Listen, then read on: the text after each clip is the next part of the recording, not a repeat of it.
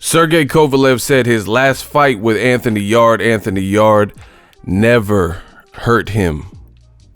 What up, Fight World? It's your boy Ego, and I'm back with some more boxing. Make sure you smash the like button. Also subscribe to the channel for the latest and greatest in boxing. If you want to become part of the gang notification gang, please hit the bell icon. Shout out to the Super Chats, channel donations, the Venmo donations, and the Patreon family. We working. Sign up. Time is running out. Nate Diaz versus Jorge Masvidal. Badass motherfuckers. Two West Coast gangsters, or one West Coast gangster and the East Coast gangster. UFC 244. Use my link. It's in the description of all my videos. Order the UFC pay-per-view. It does help the channel as I am an affiliate. Now, if you follow my channel, I oftentimes, like, whether I put it in the actual professional form and make a dedicated video with predictions between my live streams and my videos, I usually, kind of allude or give suggestions or predict who I think is going to win a lot of these fights and give you guys somewhat of a breakdown, whether I do it in the 7 reasons format or not. And I've had, since the beginning, I've told you I'm picking Canelo to beat Kovalev. I don't think Kovalev, there's an element of danger, which I've already stated, but I think Canelo's getting him at the right time. I don't think he's the crusher anymore, and I think this is why he was selected. So I've been very unwavering in my fight prediction, and I picked Canelo from the beginning, and I think there's a reason him and his team selected Kovalev, as opposed to Vodstick when he was undefeated, Artur Beterbiev, Zurdo, Gilberto Ramirez, and the different competition at 175, 168, David Benavidez, Caleb Plant, guys at 160, Jermall Charlo, WBC champion, WBO champion, Demetrius Boo Boo Andrade. I think this is by design. I think they don't want to put Canelo in there with certain styles that they feel would probably plague him and give him issues. That's why they selected Kovalev. So I've been picking him. I haven't backed off of the prediction of Canelo beating Kovalev this Saturday, which is why I told you UFC 244. Normally, like 9 times out of 10, I'm boxing before any other sport, especially UFC. If there's a great boxing card and a great UFC card, I almost always pick boxing. But this weekend, I will watch both at some point, but if they come on at the same time, I told you, I'm watching UFC 244 in real time, because I feel like that is the more intriguing fight where I don't know what is going to happen. I have a pretty good indication. I think Kovalev is, he's not no sucker, so Canelo's going to have to fight smart.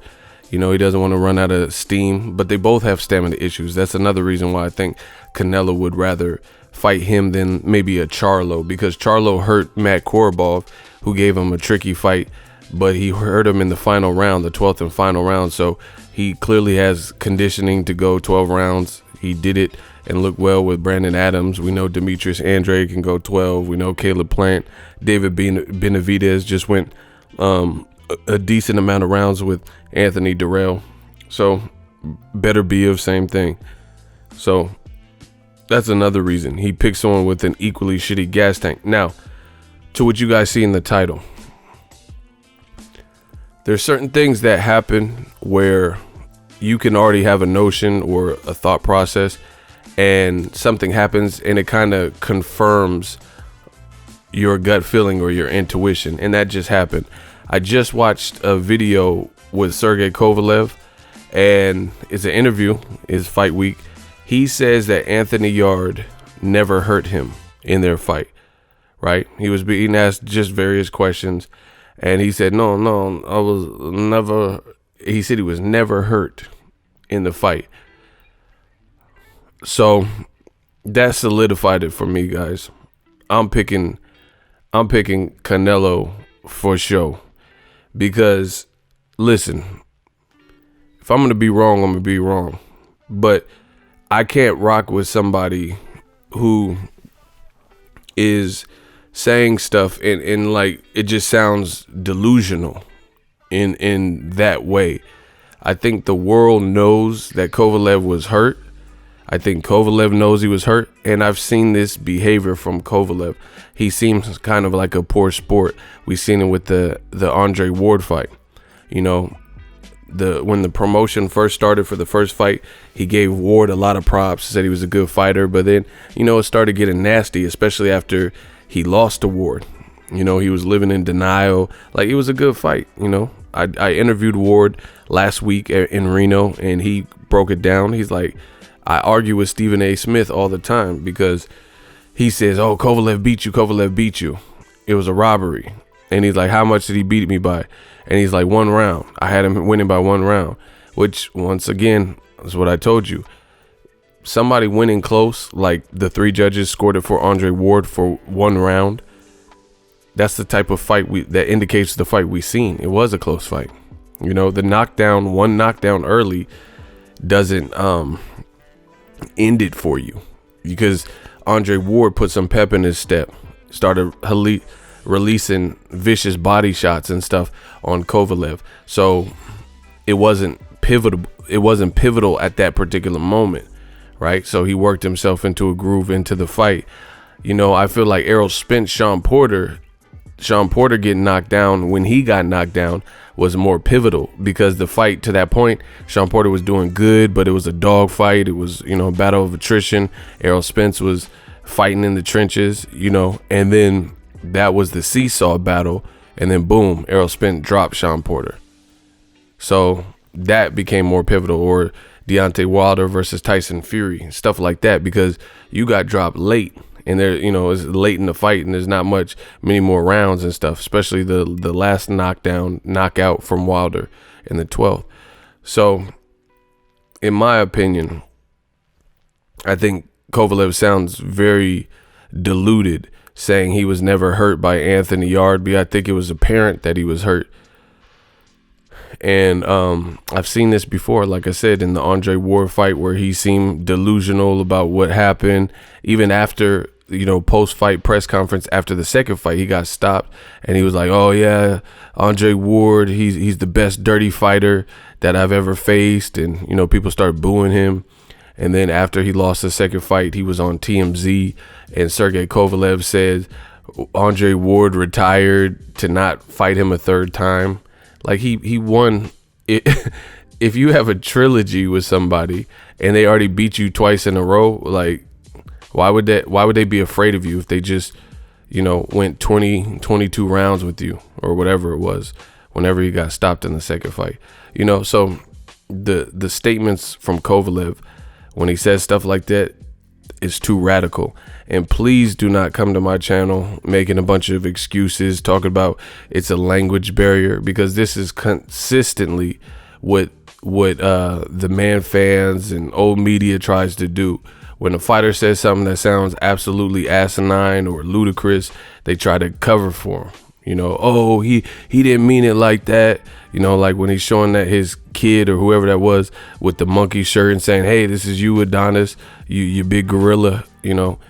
Oh, he didn't mean it like that. He doesn't know the culture. It's a language barrier. No, we're not playing that game, because at the end of the day, if his message is going to get that lost in transition and that lost in translation, he should probably do his interviews with a translator. If his message is going to get that like messed up to the point where he's going to be asked a direct question like, hey, you were hurt in the 8th round. I think it might have been the 9th round. I don't remember, but hey, you were hurt in this round. Woom, woom, woom. And then he's denying it, saying Anthony Yarde never hurt him. Again, all the facts are there. The body language, how he was wilting. He looked bad. He was in bad shape. I've been talking about on my channel, but for whatever reason, Kovalev doesn't believe that he was hurt, you know, which is whether you're hurt from being tired and then you don't have enough energy and you're too lethargic to defend yourself and you're just getting hit with big shot, whatever the excuse is, he was hurt, you know, and it wasn't looking good for him. So much so that his new trainer, who had a fighter die in the ring, like, you know, shortly before the Kovalev Yarde fight, said, I almost threw in the towel. If you give me another round like that, it's over. I'm gonna throw in the towel. I can't have another round. And luckily, Kovalev came back and had a better bounce back round, because Anthony Yarde, I think he wasn't used to fighting at this pace, at this level, elite, you know, and he's used to guys not necessarily being elite and as durable and being veterans and knowing how to hold on and stopping them when he had them hurt. So he didn't really pace himself throughout the fight well. Plus, he doesn't spar and stuff. So I think there's a multitude of reasons why Anthony Yarde eventually gassed out and ran out of stamina. But for Kovalev to do this interview and act like he wasn't hurt just sounds foolish. So just in case anyone's wondering, on my channel, Ego, Boxing Ego, I'm definitely picking Canelo, because Kovalev, him making that statement, you know, again, it's a fight prediction. I'm going to be right or wrong, but with the person making those type of statements, I don't trust you. I don't trust your intentions. I don't trust your ability. And Andre Ward kind of said something similar. He says, you know, he don't know who Kovalev is. He don't really trust Kovalev. And I feel the same way with him saying some rabbit ass shit like I was never hurt versus Anthony Yarde, you know. So that's my opinion. I'm picking Canelo. That statement just solidified it. You know, some people were like making an argument like, oh, but what if and stuff. But again, I personally, when I'm predicting fights and stuff, I can't rely on somebody who is super inconsistent or, you know, just overall makes statements that sound so diluted and delusional to the point where it's like, you don't believe that. Because why would I trust somebody? If you're not going to be realistic with yourself, then why would I expect you to, you know, be truthful to yourself in the moment? Hurt is hurt. And the thing is, I never understood with that Billy Badass type of attitude. The thing is this: you're in a combat sport. We give you props for just lacing them up and being a warrior and a combatant, you know. So when fighters do this, like, you're supposed to get hurt if you're in there with a, you know, guy who looks like Anthony Yarde and has a good amount of knockouts on his record. You know, there's no shame in that. So when fighters try to act like too cool or too tough, like, oh no, he didn't hurt me, and their face looks like fucking Leviathan and Jeff Goldblum in The Fly and shit, you know, oh, he don't hit hard. You know, I can't fathom that you really would even believe what you're saying. So therefore I can't trust you. Shout out to Regis Prograis, because Regis Prograis, when he fought Josh Taylor, he talked a lot of shit before the fight. He didn't make no excuses. Everything that I seen him in, he was like, you know, the better man won. You know, I'll be back. But he didn't, you know, he accepted his loss. He accepted that it was a close fight. He accepted it was a good fight. And for me, I resonate with that more, that type of sportsmanship where you're at least realistic. You, like, in life, everybody's going to criticize and critique you. Everybody's going to critique you. So you can't really go off of external sources sometimes, because some people might mislabel you. But if you can't even critique yourself and be honest there, then that's a deeper issue. And I've seen this far too many times from Sergey Kovalev, where he just doesn't sound like he's saying stuff that he believes. Like, do you really believe Ward is afraid of you after fighting you 2 times and stopping you in the second fight, and you didn't knock him down in the second fight? Do you really believe Ward retired, you know, because of you? It doesn't sound logical. So that solidified it for me. I was already picking Canelo, but when Kovalev's saying stuff like this, like, you know, you could just give the man his props. Just be like, yo, Anthony Yarde, you know, he caught me. Like, I would have no beef with that if Kovalev said, Anthony Yarde, you know, the kid's strong, he caught me, but I recovered well, or my recuperative powers are there. I shook it off real quick, but he, you know, he caught me. I would respect that. I've even heard Floyd Mayweather do that. He's like, oh, Manny Pacquiao, you know, he got some thump. Manny Pacquiao got some thump, and he did the same thing with Shane Mosley. He's like, you know, I know how to make all the adjustments, but Shane Mosley, he caught me. He caught me with a good shot. He caught me with a good shot. So how is it that Mayweather can dominate these dudes like Mosley, Hall of Famers, Pacquiao, Hall of Famers, you know, and still give him prop? Shane Mosley, he caught me with a good shot. He was talking shit to Shane before, but you know, after battle, he can admit the second round, he caught me with a good shot. I was rocked, you know, but I'm the master of making adjustments. So, you know, it was wartime, doghouse rules. Or Pacquiao, he got some thump. I respect that. I respect that from Floyd because that sounds realistic. We know Shane Mosley busted your ass in the second round. You don't got to front for the cameras. So anytime the fighter is saying stuff that we all witness and they're being true and realistic with themselves, then I could respect it. Like even when fighters say, oh, this is my time, like John Molina Jr., I respect it. He said, it's my time to retire. You know, I've been through some wars and I think it's a good time. I could respect that. But, you know, if you looking horrible and you're not doing the same things and you're like, man, I'm going to keep fighting. You're not being real with yourself. You know what I'm saying? At the elite level, you're not being real with yourself. And I think that pertains to Kovalev. So I'm definitely not picking him. If I'm wrong, fuck it. I'm wrong. But I'm picking Canelo. Fuck that. Because he said Anthony Yarde didn't hurt him. What? Watch that fight again. Why would your trainer say he about to stop it if you were never hurt? You know, like you just got to be honest in this world. Anyway, new media, let me know what you guys think. I'm just like, it's getting old with Kovalev's delusional, like, you know, inside the mind of Kovalev shit, where it doesn't sound like what everyone else witnessed. Drop your thoughts in the comment section.